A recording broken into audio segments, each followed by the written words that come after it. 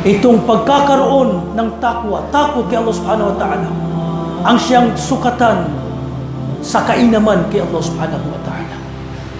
Ang siyang tunay na sukatan sa pagiging mainam kay Allah subhanahu wa ta'ala. Anong ibig sabihin nito?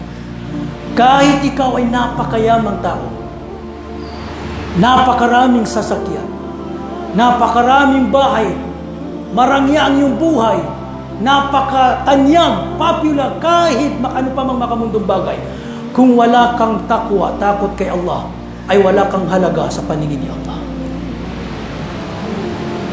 At ikaw naman, kung ikaw ay ikaw ang napakahirap na tao, nahihirapan kumita, kahit mag-isa ka sa iyong buhay, kahit talikuran ka pa ng ilan, mga kaibigan, mga mahal sa buhay, pero kung mayroon kang takwa, takot kay Allah subhanahu wa ta'ala, ikaw ang pinakamainam sa paningin ni Allah subhanahu wa ta'ala. Inna akramakum indallahi atqakum. Tunay na sabi ni Allah, ang pinakamarangal, pinakamainam sa inyo, ang siyang may takot kay Allah subhanahu wa ta'ala.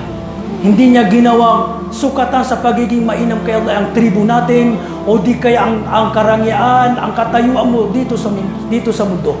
Bagkus ang ginawang sukatan, timbangan ng pagiging mainam kay Allah subhanahu wa ta'ala ay ang pagkakaroon ng takot. Kung